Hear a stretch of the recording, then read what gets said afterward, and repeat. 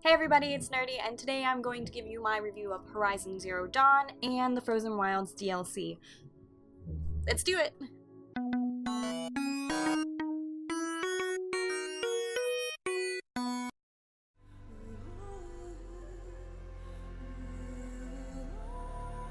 Horizon Zero Dawn is a third-person action role-playing game set in a post-apocalyptic open-world map.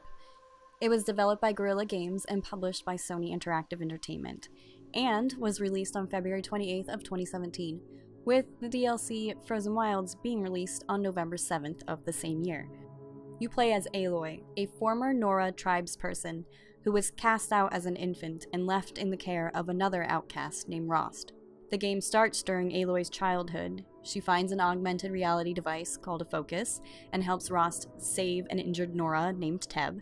Aloy tells Rost that she wants to find her mother, to which he suggests she trains for the Proving, a coming-of-age Nora ritual that, if she wins, she will be welcomed back into the tribe and possibly get her what she seeks. Fast forward a couple years and Aloy is old enough for the Proving, and this is where the story really begins. The main storyline will take you throughout the map, allowing you to explore most of it, even if you don't pick up the side quests. The world is filled with machines that have been coexisting with primitive human tribes. It was a peaceful coexistence until an ancient evil is awakened, and now the machines have become violent towards the humans. In the game, you will encounter 4 human tribes.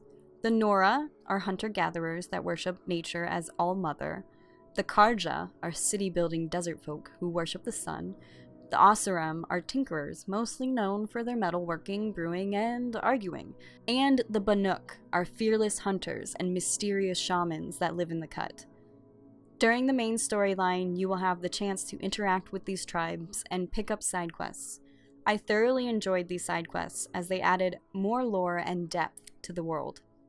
So there are 4 long-term side quests in Horizon Zero Dawn and the Frozen Wilds.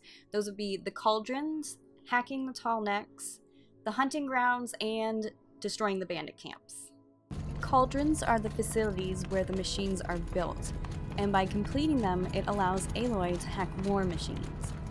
Hacking Tall Necks opens up areas of the map that were hidden. There are 6 hunting grounds in all. Each ground has 3 separate time challenges. Doing these challenges and getting the highest rank in all of them unlocks upgraded weapons from the Hunter's Launch. Completing the hunting grounds was so difficult for me. Time challenges are just not my thing. Fascinating. Bandit camps, on the other hand, are my thing. Bandit camps are strongholds held by, bandits. The goal is to eliminate all the bandits, and sometimes you're helped by this weirdo. It's so bittersweet. Like a smile for bloody teeth. It's great fun and opens up a new quick travel campfire in the area. As far as tracking quests go, you can only track one at a time. I personally don't like this, especially when I have a couple side quests in the same area. Having to go back and forth to check the map, like every 5 minutes, kinda gets old. The camera view at sometimes felt too close. This was sometimes distractingly difficult for me, especially because there is no lock-on system. That's right, you have to land those shots the old-fashioned way, by aiming properly. Aloy is equipped with a melee weapon, ranged weapons, and some stealth weapons. Her ranged weapons are her bow, a rattler, a rope caster, and a tear blaster, and with Frozen Wilds you also get a forged fire, an ice rail, and a storm slinger. Each of these weapons have different benefits to fighting enemies. Many have effects like fire, ice, corruption, tripping, tying down enemies, etc. I mostly used the bows during my playthrough, but when I made it to the cut, I quickly learned how important it is to incapacitate enemies. So for me, the rope caster became my best friend. I didn't get much use out of the weapons from the Frozen Wilds, like the Forge Fire, the Ice Rail, and the Storm Slinger, but that's because I like playing ranged better, and the new weapons get Aloy a little too close for my comfort. Aloy's melee weapon is her spear, and if you have the Frozen Wilds DLC already downloaded, then you can have it upgraded in the cut. I personally hated melee in this game. It felt sluggish and not really responsive. I felt like I was hitting buttons, but Aloy was just kind of,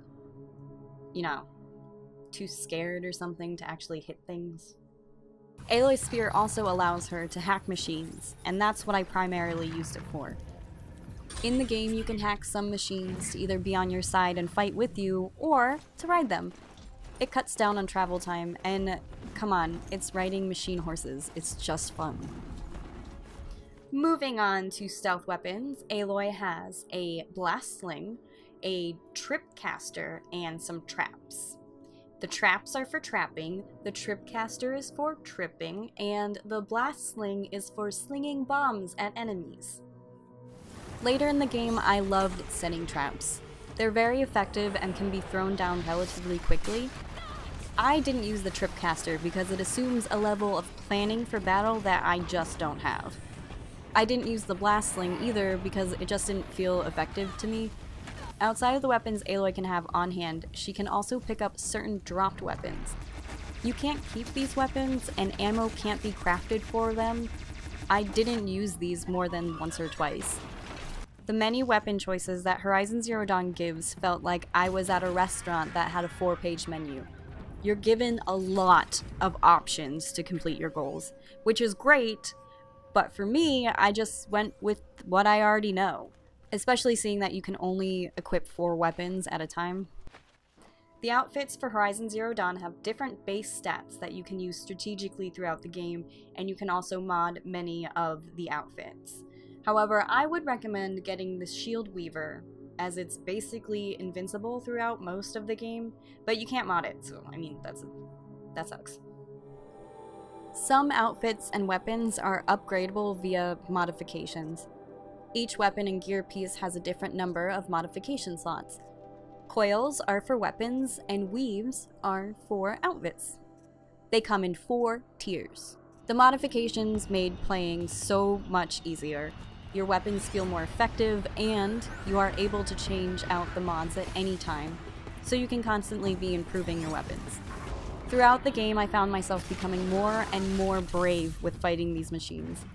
At the beginning, I was using the stealth mechanics a lot, opting for surprise attacks, but mid-game I got braver and just went for it. The main game let me get very comfortable, but then I made it to the cut.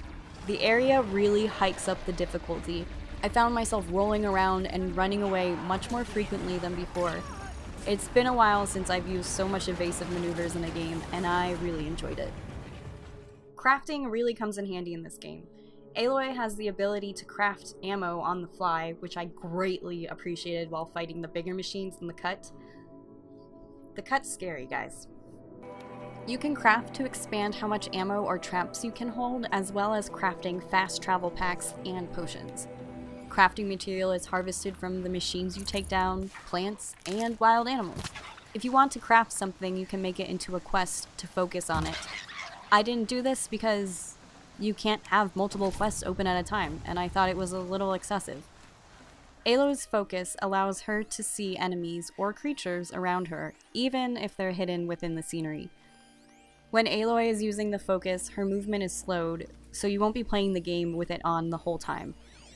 While the focus is on, Aloy can put a marker over targets to see them outside of the focus, and it can track the path of a machine, so you can better plan out your attack. There are certain missions that allow Aloy to use her focus in some detective work, which I thought was a really cool mechanic that didn't get used enough. Aloy upgrades her abilities via a skill tree.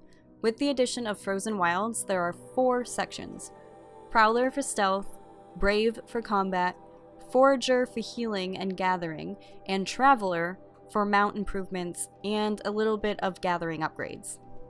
I was able to unlock all of the skills before I hit level 60. I would definitely recommend making sure you have Frozen Wilds with your game if you're playing through it the first time, because you definitely want to have that Traveler tree open, trust me. So let's talk about dialogue. Sometimes, and by that I mean very rarely, Aloy is given dialogue options. You can pick answers based on logic, combative, or compassionate responses. I don't think it impacts the game at all. It feels like they just threw a handful of them into the game as an afterthought. It's so disappointing to me. I'd rather them not be in there if they're not gonna affect the game in any way than just be in there for whatever weird reason. The post-apocalyptic open world is beautiful to play through. They did an excellent job showing how nature took back the world that was once dominated by humans. The map contains different types of terrain, including forests, jungles, deserts, and snowy mountain areas. The game has a day and night cycle as well as a weather system in place, and it really sells this as a real world. I really enjoyed exploring the map. It's just so pleasing to look at, and I was absorbed into Horizon Zero Dawn's world. The contrast between the lush nature and the large machines walking around in the environment, as if they were from nature, just really works in this game. Guerrilla Games did an excellent job at making these two opposites mesh together seamlessly. Aloy traverses the mountainous area with a combination of parkour and zip lines. Usually, it's pretty easy to grab onto the yellow parts that are indicated on the mountains, but sometimes I found it very, annoyingly difficult. There were times when I was trying to continue on to the next yellowed off cliff, only to be met with a refusal from Aloy, almost like it didn't register that she could go there.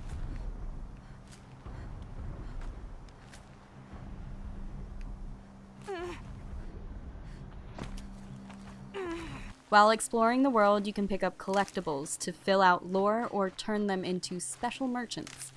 The collectibles include Bannock figures, ancient vessels, metal flowers, stranded items, vantage points, animal figurines, pigments, and data points for lore. The cities are also gorgeous, but I'm just gonna say this right now. I hated Meridian. Every time I set foot in that fucking city, I got lost. I tried to follow the map directions to what I thought was a perfect T, and I would still be walking around for 20 minutes looking for one quest person or a vendor that I needed to sell something to. It was so irritating. It might just be me because I'm bad with directions in real life, but fuck that city. The voice acting in Horizon Zero Dawn is excellent. I mean, except for that scene with Braum, that was bad. Anyways, Ashley Birch, who voices Aloy, does a really wonderful job in bringing her to life. The other voice actors do excellent jobs as well. It's compelling and believable that these characters are living in this world and dealing with their realities. I love the music in this game. It blends in and out so nicely with the ambient environmental noises that really immerses you into Aloy's world. The music is often calming while you're running through the environment, almost something I could see myself meditating to, and the same goes for the menu music. I felt that the music that accompanies the cutscenes really captures the feeling of what's going on. By the sun! King Avad's edict really is taking effect. Never thought I'd see a Nora here, and a woman at that. Machine battles come with their own intense music. For me, it really added the extra tension to an already very tense moment, and the fight music is actually my favorite music from the game.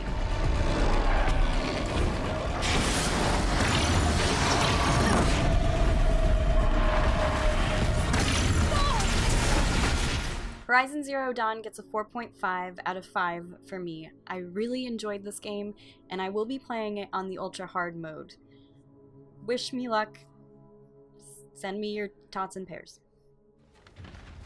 What did you think of Horizon Zero Dawn and the Frozen Wilds? Did you get to play it together, or did you play it before Frozen Wilds came out and then, had to go back in? Let me know in the comments below. Thanks for watching.